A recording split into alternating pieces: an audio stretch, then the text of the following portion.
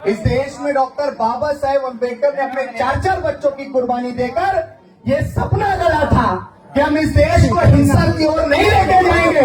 अगर जो लोग, मैं आपकी बात को बड़ी करके कह रहा हूँ कि जो लोग ये समझते हो कि हिंसा बहुत बड़ी है, तो सम्राट अशोक ने तलवार उठाई थी और पूरे जग को जीतने का काम किया था, उसी के वंशज हैं। लेकिन डॉक्टर बाबा साहेब अम्बेडकर ने, मेरे भाई, हमें कलम पकड़ाई थी, ये कलम हमें नहीं छोड़नी है।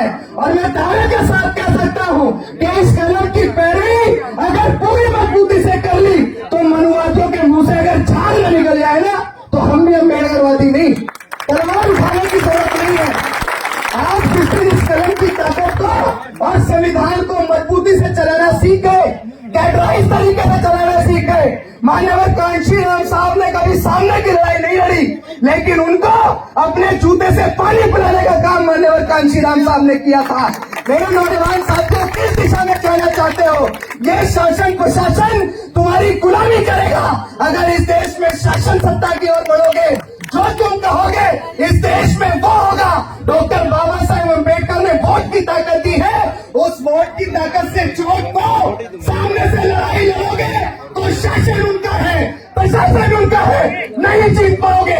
बहुत चोट खाओगे, आज ओपन में कह रहा हूँ। इसीलिए संवैधानिक दायरे में मजबूती से लड़ो और विश्वास रखो। आपका ये भाई पूरे देश के अंदर लड़ता है। अगर एक बार कैडराइज तरीके से, अनुशासित तरीके से तुम लोग लड़ना सीख गए तो उनकी हैसियत कि वो किसी और को संविधान निर्माता कह जाए, उनकी हैसियत वो आरक्षण को मुर्दाबाद कह जाए, उनकी हैसियत वो SC/ST एक्ट को खत्म करने की बात कर दें, बस आप लोग अनुशासित तो हो जाओ।